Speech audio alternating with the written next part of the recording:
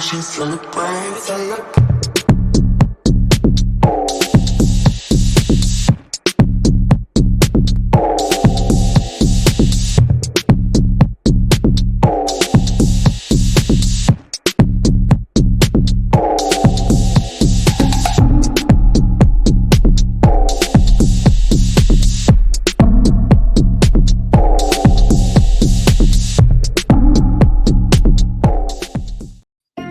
Yeah, that's me, your host. It's what is it today? Are we in July yet? We're not in July yet. We're still in the first half of 2023, and it appears that everyone has forgotten what Web3 is.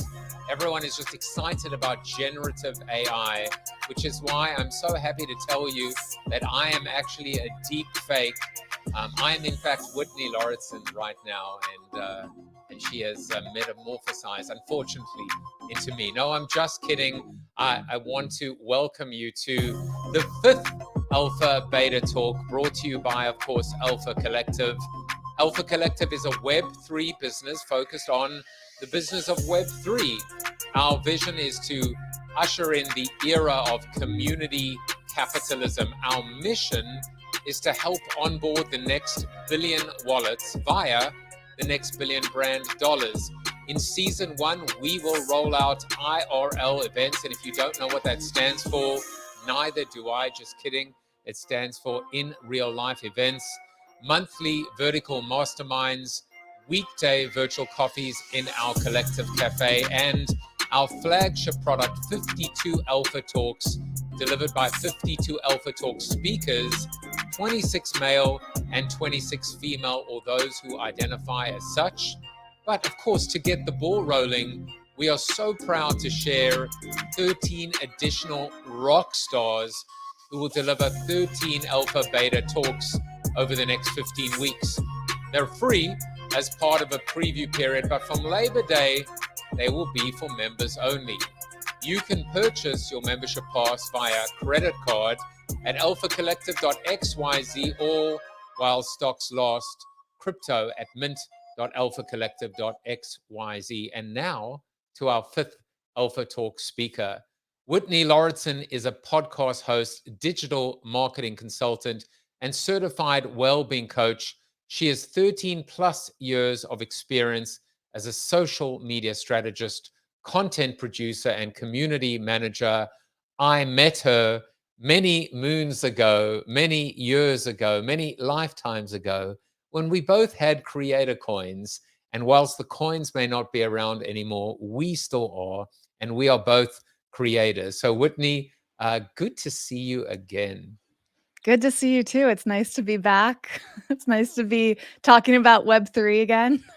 Oh, wait, this is not about Web3. It's about generative AI. Just kidding. Whitney, for those of you that don't know, is also a correspondent on Joseph Jaffe's Not Famous. And in fact, I think Wednesday now is, even in the Collective Cafe, is known as Wellness Wednesday. So your legacy lives on for sure. And you're still alive, which is great. Keep it that way. For those of you that want to join our Discord, discord.gg/Alpha Collective. And it's amazing. Monday through Friday, we do virtual coffee, 8 to 9 a.m. It really is the highlight of my day. We manifest on Monday, Thought Leadership Tuesday, Wellness Wednesday, live book reads on Thursday, No Agenda Friday. But you know what? Enough about Alpha Collective. Let's focus on your Alpha Talk. Whitney, I'm gonna do this. I'm gonna do this as well, and I am going to fade away and let you take it from here. So, without further ado, Whitney Lauritsen. Thank you so much. I am so impressed with all the tech. Truly, I know it takes so much work.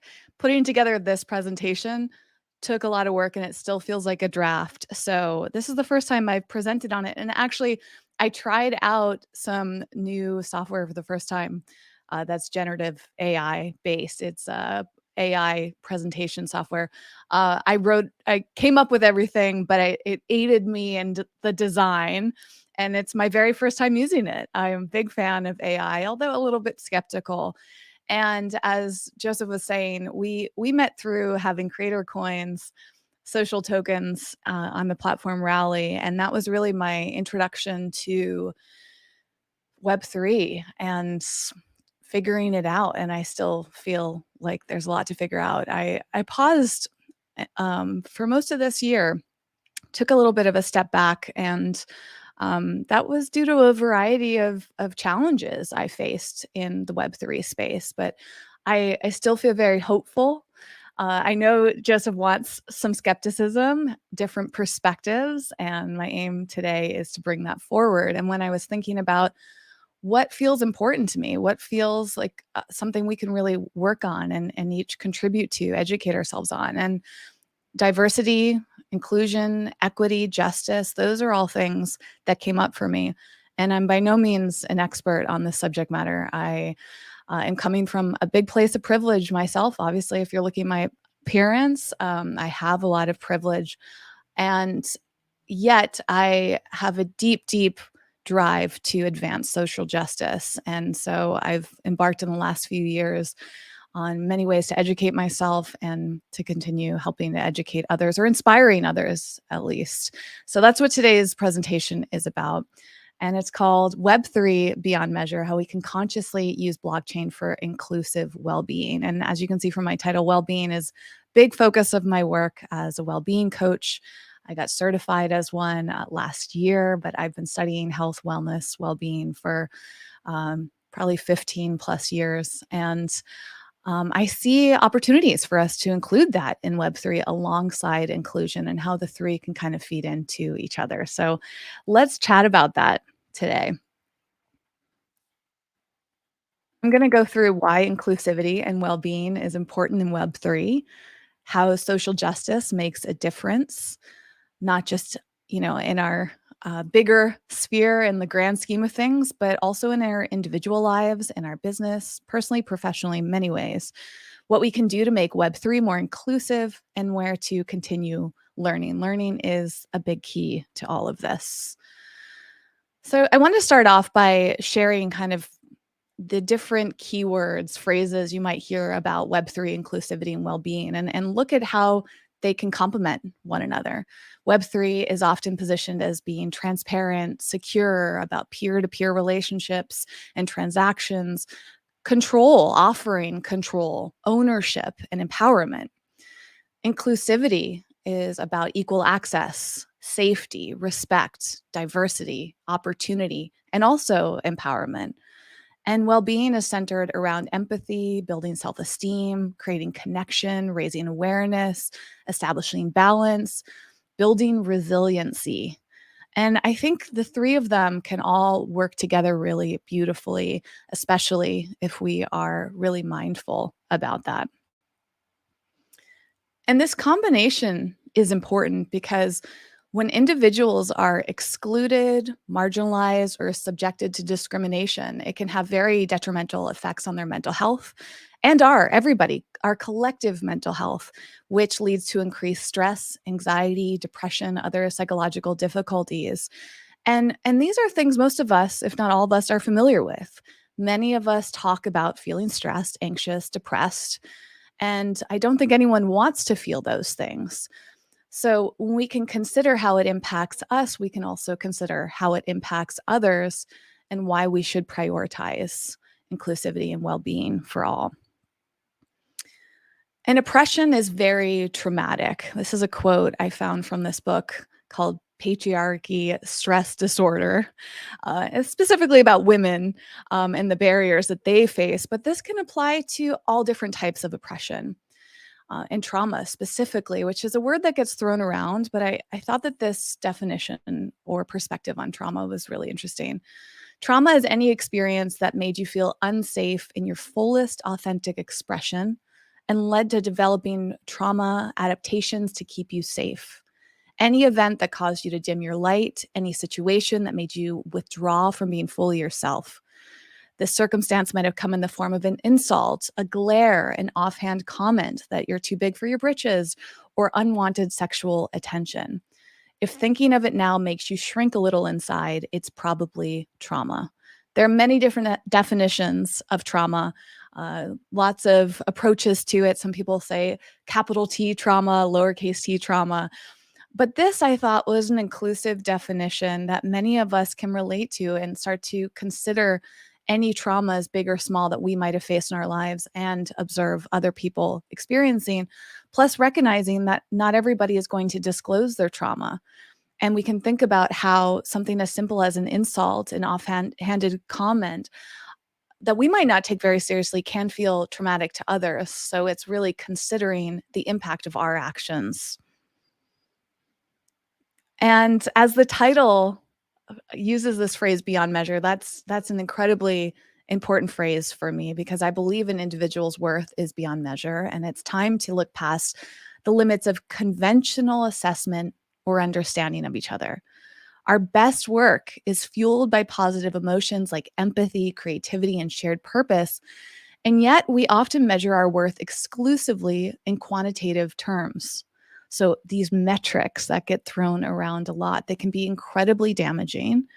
And metrics can be defined in many different ways. We have, of course, social metrics, which was a big challenge for me in the Web2 space. As Joseph was sharing, I've worked in the creator economy for a long time and I've stepped away from most of social media because it felt damaging to be valued based on quantitative metrics all of the time. And that's taken me on this inward journey to look beyond that and also beyond other people's metrics. That's a huge aim of mine and something that I work on daily for myself and others. I think we can do things better through inclusion and equity. And to me, this means recognizing broken systems and deliberately dismantling systematic barriers to help create more equitable outcomes for those around you. We all are in this together. We all can be part of doing this work.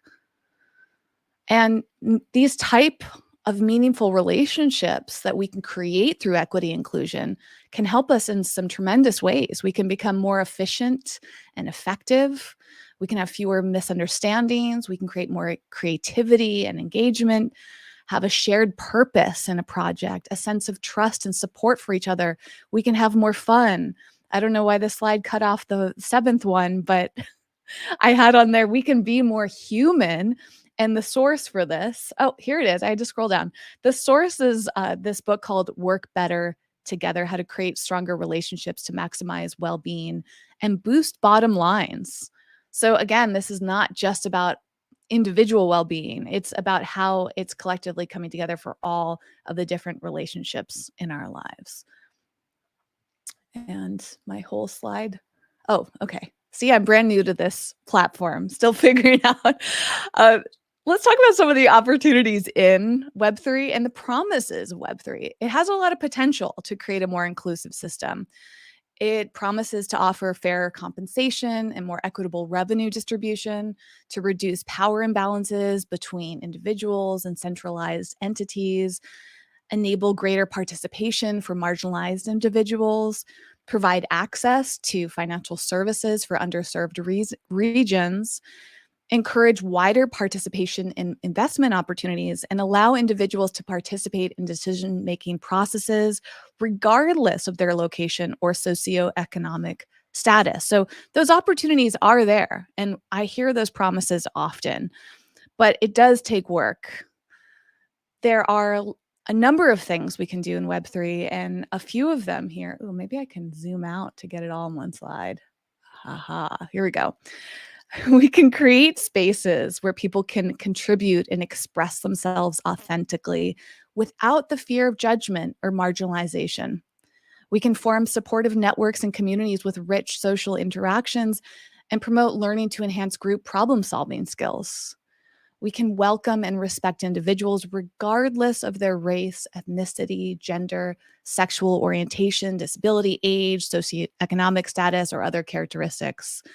Foster a sense of belonging, acceptance, and connectedness, and actively embrace and value the unique contributions and experiences that individuals from different backgrounds bring, ensuring that everyone's voices are heard and respected. Now, this all sounds great.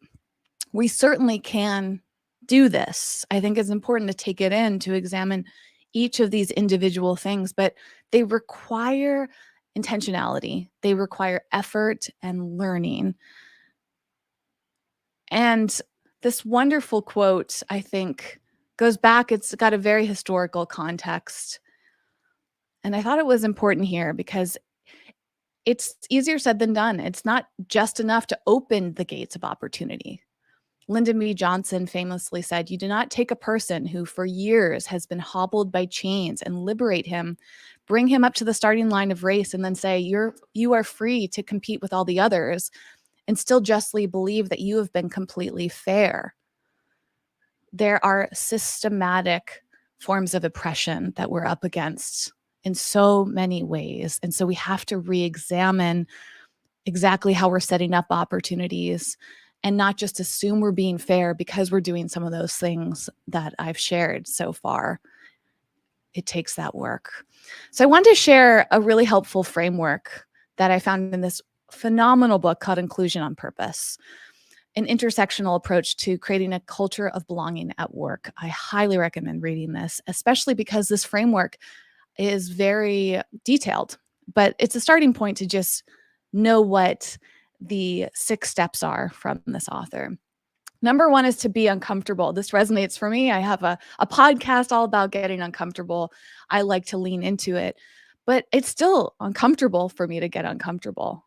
It's not easy to be uncomfortable. Like it's a kind of an interesting exercise to think about it. Like it sounds easier than it actually is, but truly getting uncomfortable. Reflecting on what you don't know. You can do that right now, today, during this presentation. You can do that by observing situations, listening to other people. And number 3, inviting feedback. Phenomenal way to understand what you don't know. And also get uncomfortable. Feedback can be uncomfortable. And defensiveness does not help.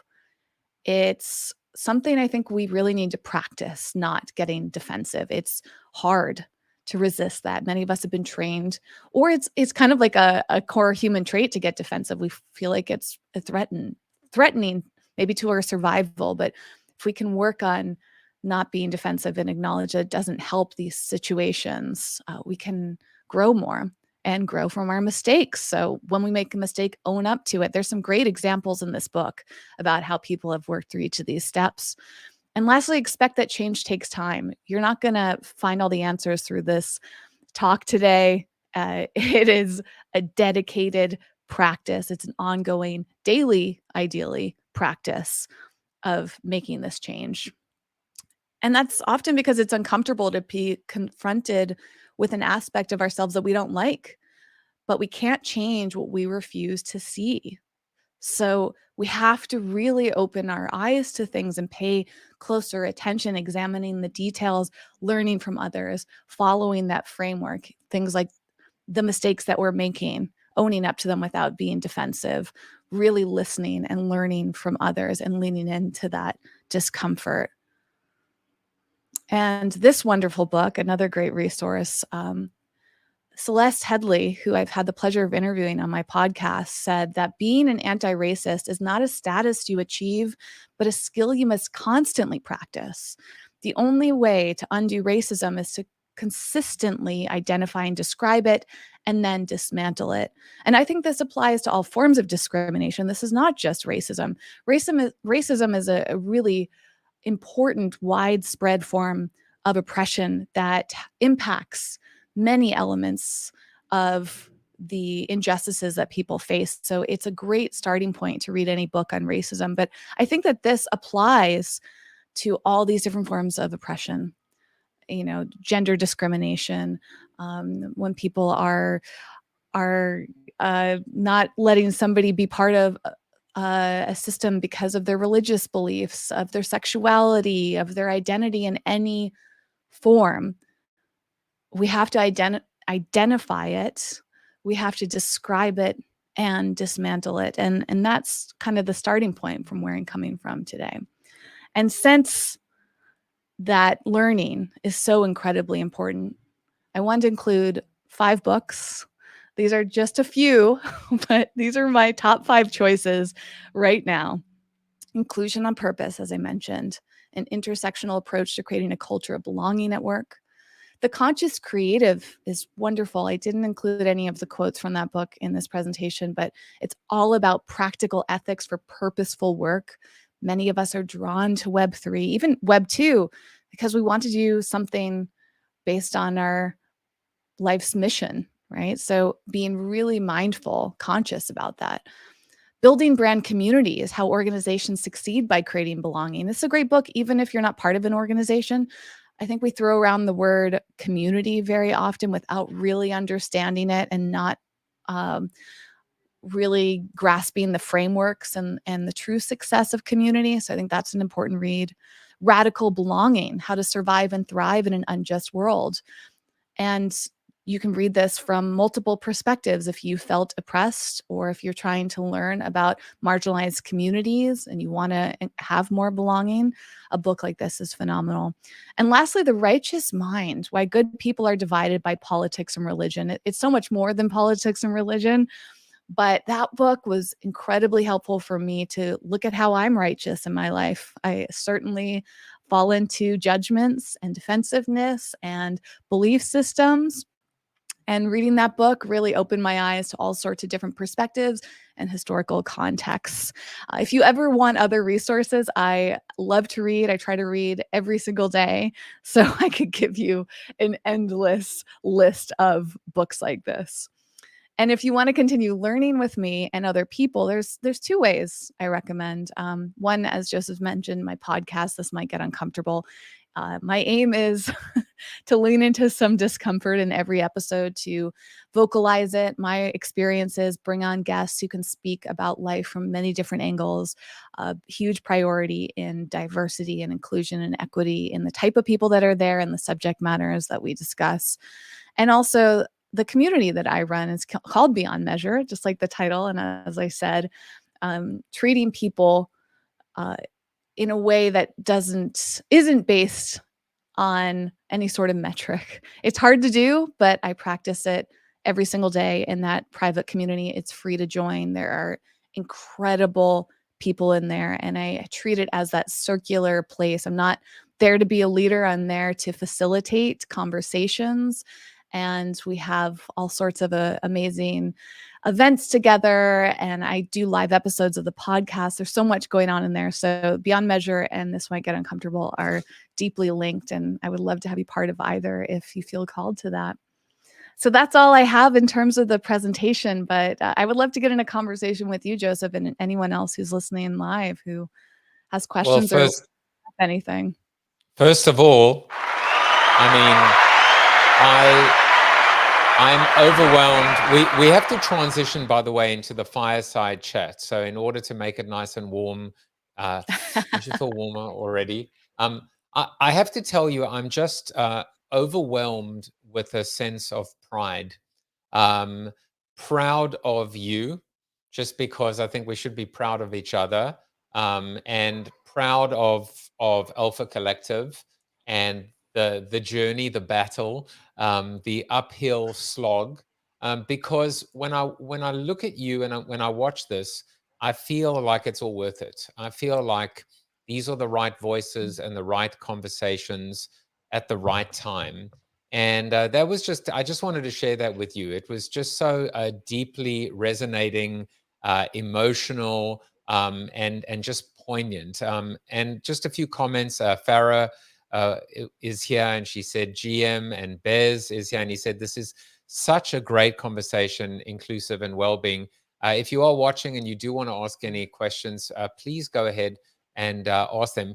You know, Whitney, I have to tell you that uh, for those of you that don't know, Whitney was actually working on Alpha Collective with me maybe about 17 years ago, I think it was. It feels like the beginning of last year. You made me feel uncomfortable working with you. And I mean that in the best possible way. You made me be a better man. You made me be a better human. You made me be a better collaborator because you when I say you kept me on my toes, it wasn't that I needed to be kept on my toes. You made me more aware.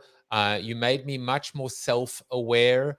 It was all good and was only good. And so that level of when I say not discomfort but uncomfortable, and I was comfortable in being uncomfortable. And it's Mm. probably the best compliment that I can make to you, because you really raised everyone's game around the table.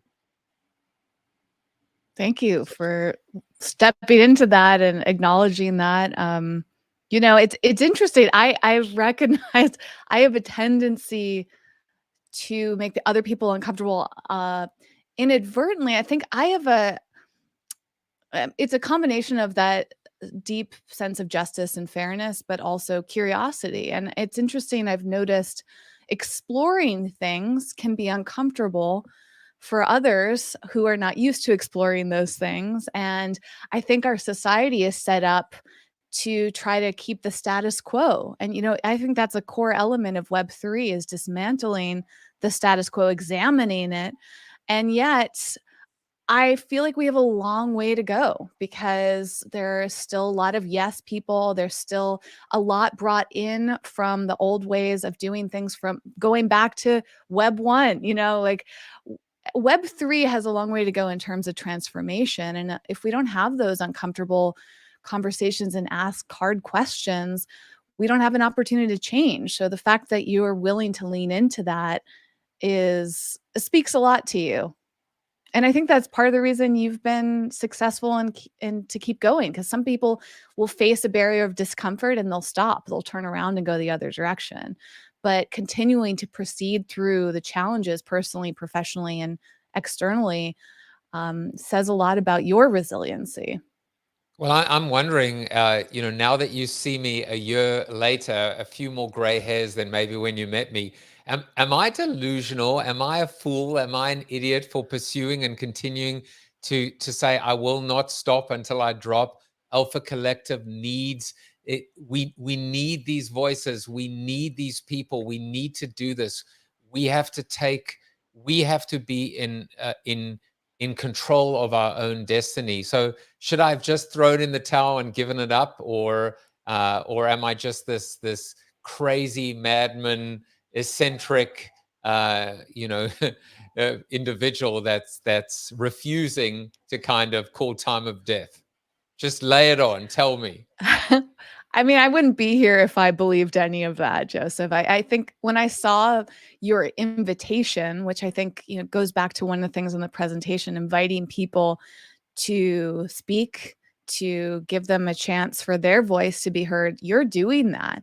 And I think that community element of Alpha is why it's still working and why it will continue to work, because you are not trying to do this entirely alone. You're inviting people in to share their perspectives, to share their knowledge.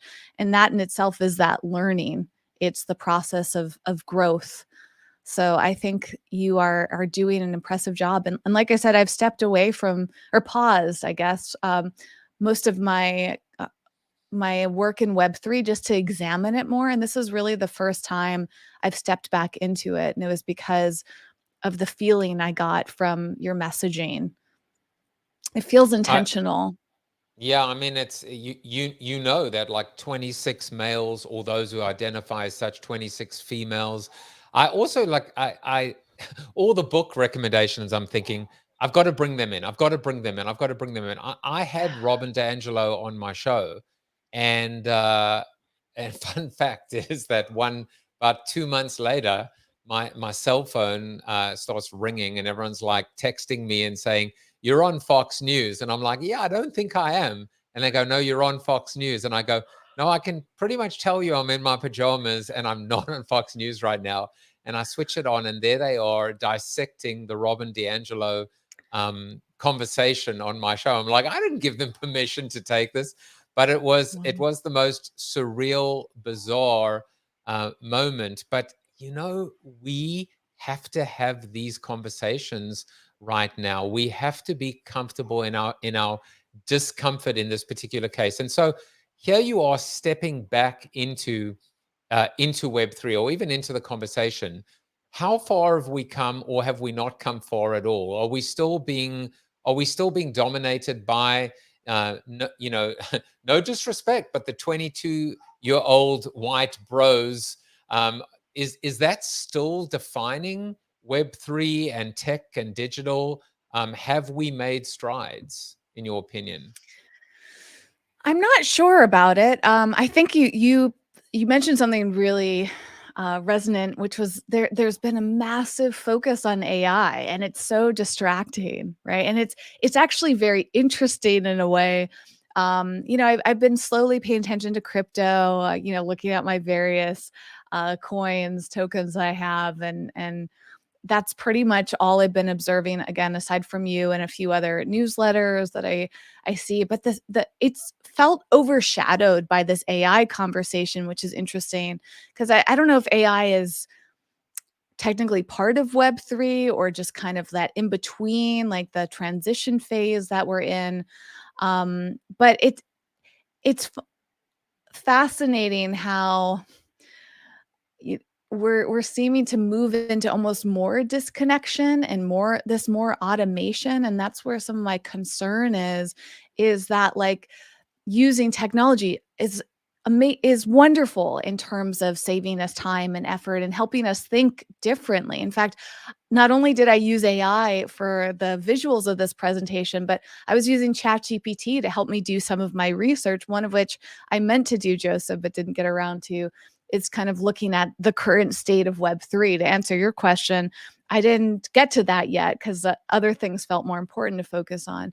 But, I see us using these tools, but we need to still focus on our humanity. And I'm a little concerned that we're going to get so into all of these tools that it might strip away some of the connection. It might automate community.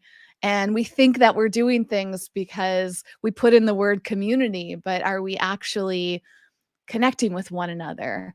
And those are the sort of things I've been paying more attention to because we have an epidemic of loneliness, depression, anxiety, stress. All of these things are so commonplace.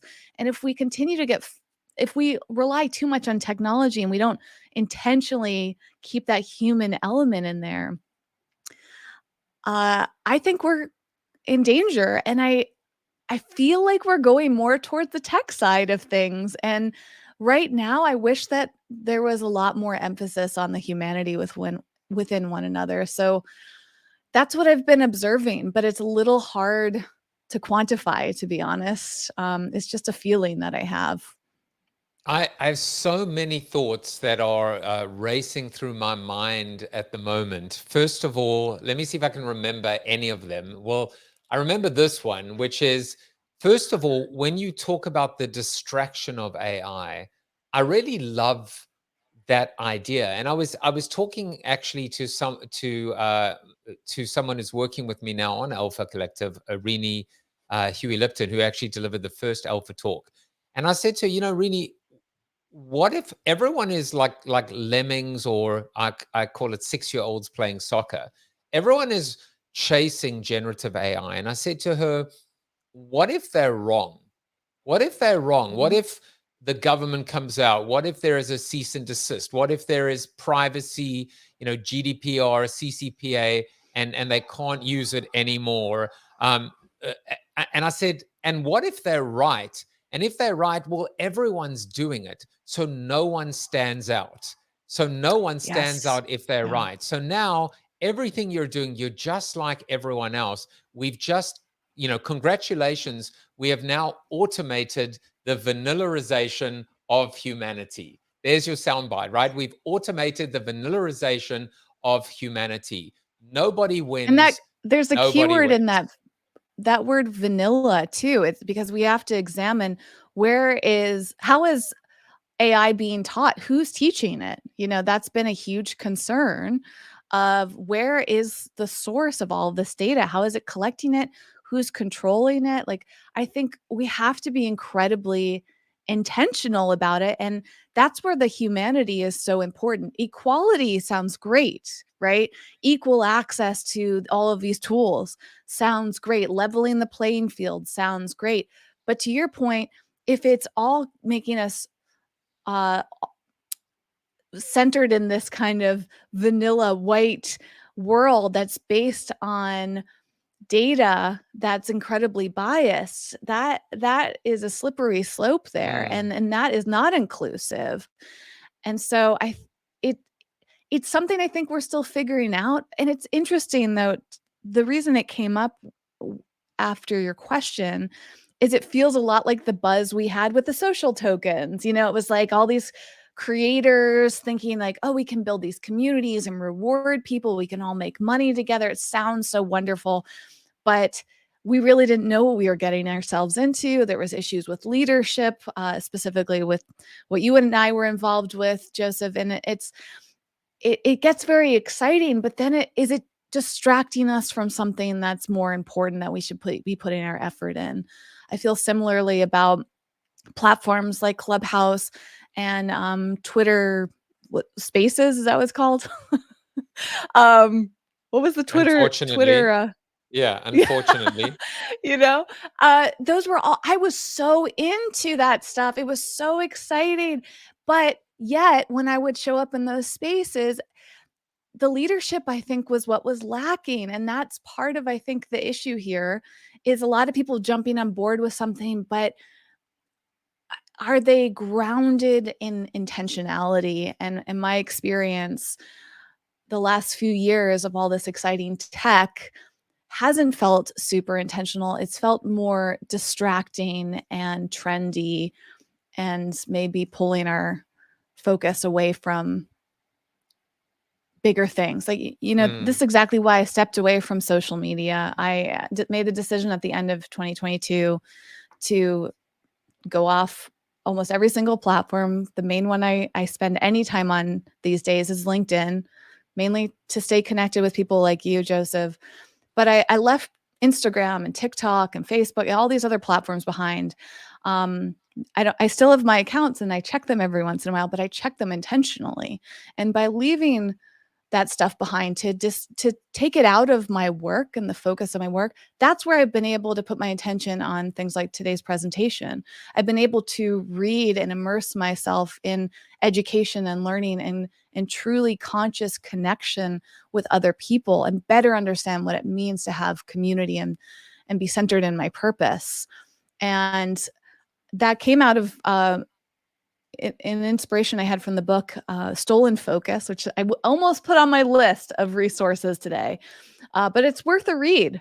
On this topic of focus, are all of this technology is designed to distract us. And yes, there are benefits. I'm not fully against any of them. Otherwise, I wouldn't be here today. I use them, but we have to be intentional. Otherwise, our focus gets turned into something that's benefiting the systems that maybe we're actually mm. trying to dismantle.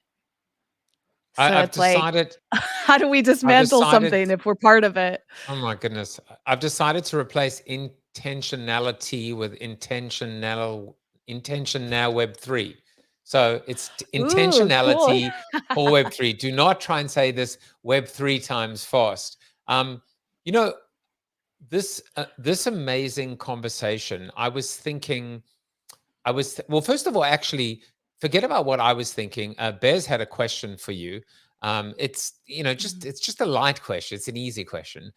What are your thoughts of people or media using the word woke in such a negative connotation when it is nothing like how people use it? I mean, the first thing that comes to mind is we need to trace back the origins of words like that, which I don't know off the top of my head, but I think words get thrown around, and they're very relative to who's saying them and in what context. And I think that we see it, especially through the media and through people who are in positions of power, they weaponize words and they change the meaning of them. They strip away the meaning. And so it can become incredibly confusing so that we don't even know what a word means anymore because of all the context being stripped away. So to be woke for me, it's like, okay, do I want to be aware of what's going on outside of myself and do that in a way that's educated or willing to be educated, I suppose. Mm, You know, I like that. I think that it might be thrown around in a negative connotation because some people are threatened by being awake. They don't want other people to be awake. I think awareness can be incredibly threatening to people in power. So Or woke, if we're you're faced, yeah, we're faced up against those type of barriers because again, the promise of Web3 is to democratize, it's to give people power and ownership, but I think we're very far away from that because the systems are not set up for us to have that power or ownership, and certainly not with the right. equality and inclusion. Right. So it's basically same bank, different day. We go from one centralized power to another centralized power, Mhm. even if that centralized power is a person. And so what we have to do is check ourselves seriously before we wreck ourselves as it relates to being able to say, are we recreating the same, are we just basically doing the same thing over and over again and pretending it's a different result?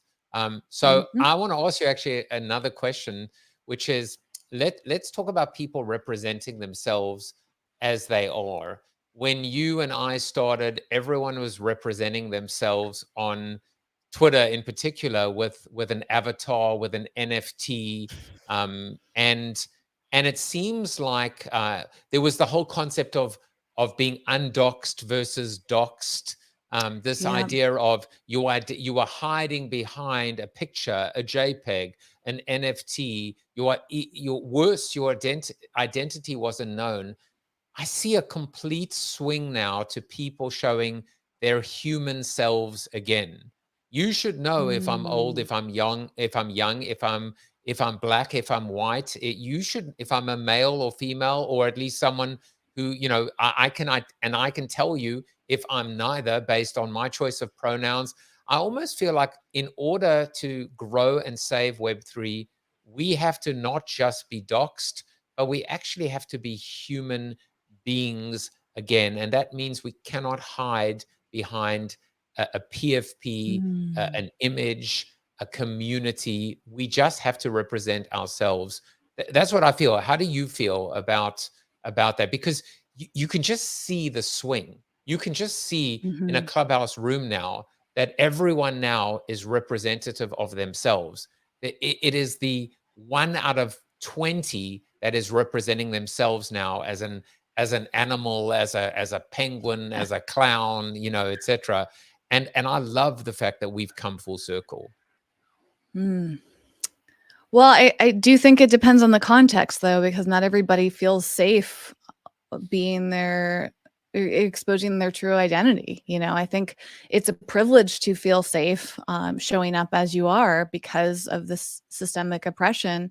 And I think some people actually benefit from using avatars for a couple reasons. One is that they're able to be not seen as themselves, which means maybe they experience more equality and less judgment, or maybe they don't feel like their outside reflects their inside. And I think that's a huge reason why people use filters on social media. It's like they want to fit into whatever societal mold or preference is, so that maybe they don't look as old or as young, or maybe they don't look a certain size or whatever. Like, I think people want to shift themselves because we don't have enough acceptance. So while it sounds great for us to see the true humanity within ourselves, I don't think that everyone is there yet. And so a lot of people are experiencing discrimination based on their true selves. And so we have to have more acceptance and judgment before everyone can show up fully authentic. You So see, it's like you it's a did it chicken or the again. egg thing, right? It's what do you start with? Do you start with leading with your true self and hope that Do you people show accept up? you? Do you show up as a chicken or do you show up as an egg? Yeah. That's the no, but you True. just But you just did it again, which is that level of what I say uncomfortable, which is you made me rethink, you made me grow. That's why I was so happy to reach out to you. Of all the people that I reached out to, you were one of the first people because your voice needed to be heard rather than uh rather than someone who was there just because of their name or their title. You're there because of your substance and your content and your contribution. And I love that point, what you said.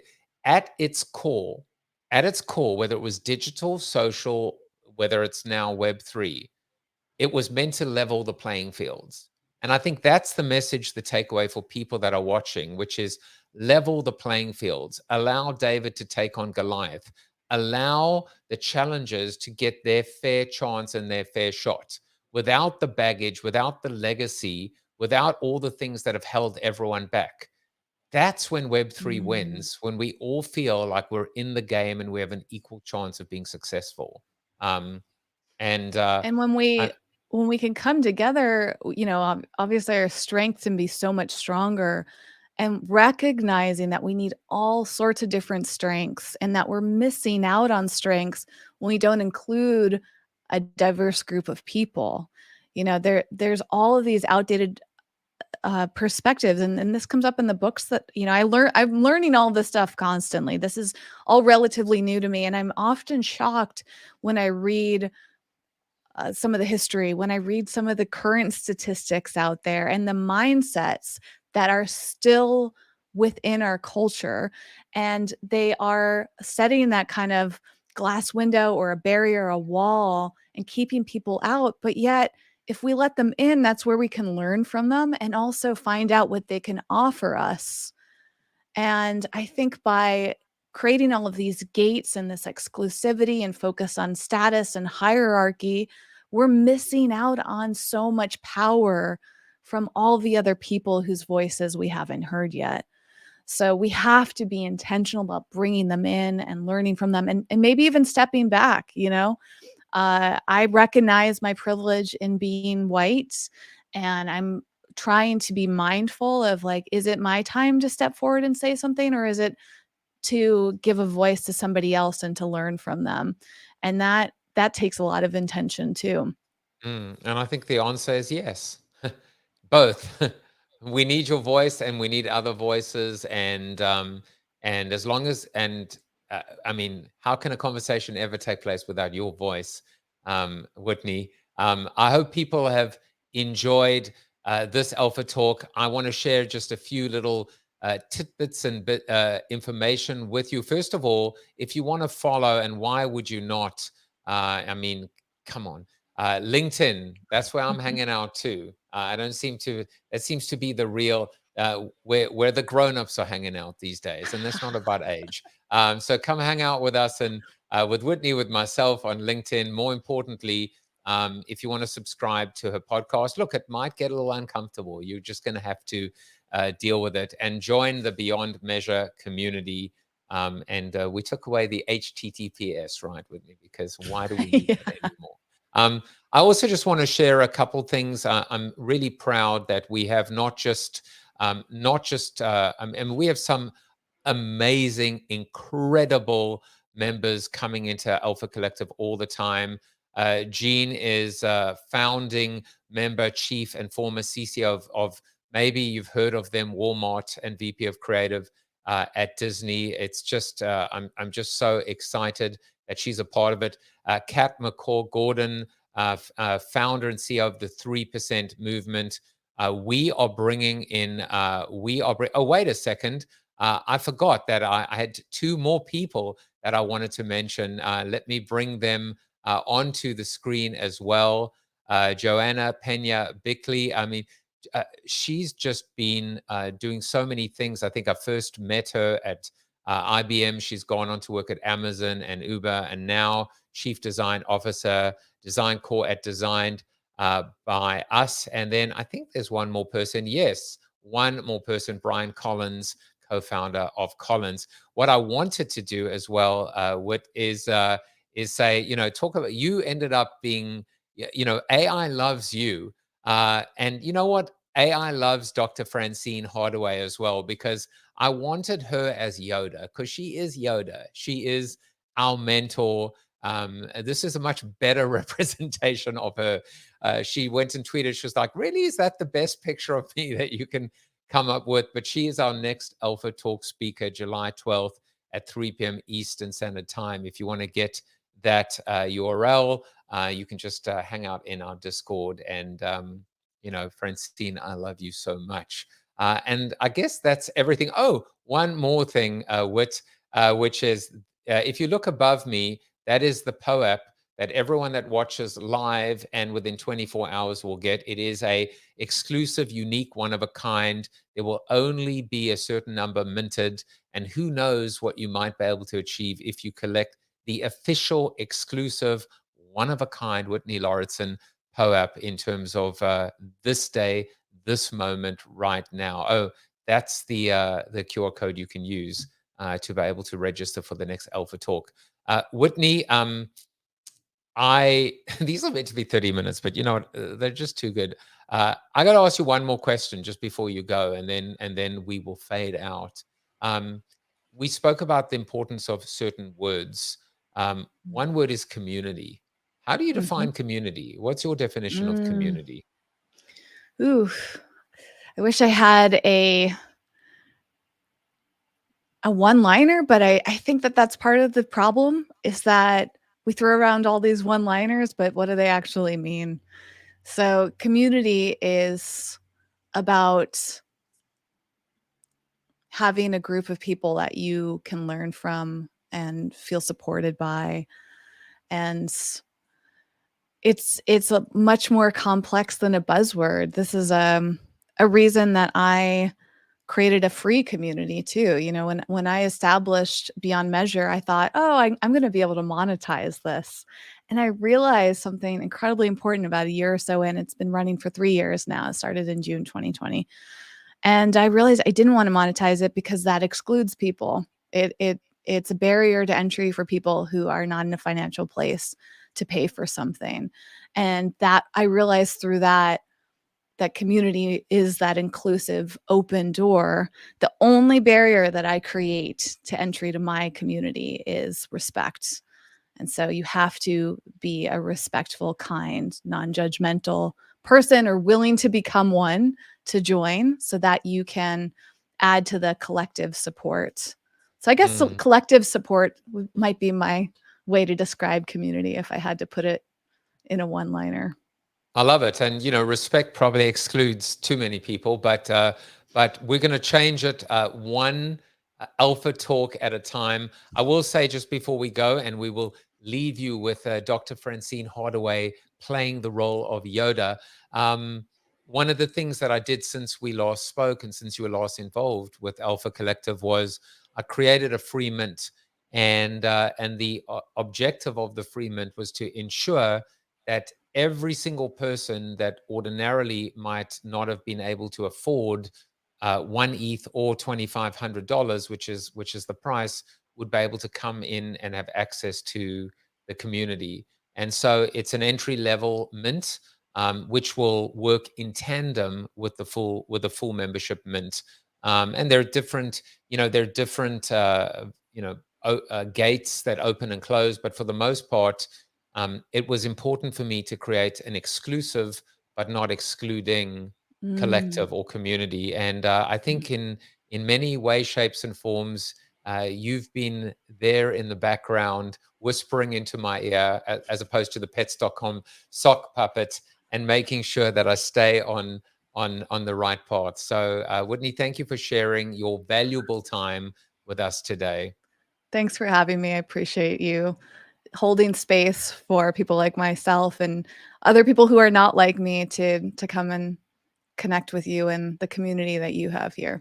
And there will be many, many more opportunities. Keep registering for these Alpha Talks, and I will see you. I will see you. Where will I see you? On the internets, on the metaverses, etc., etc. Bye, everyone.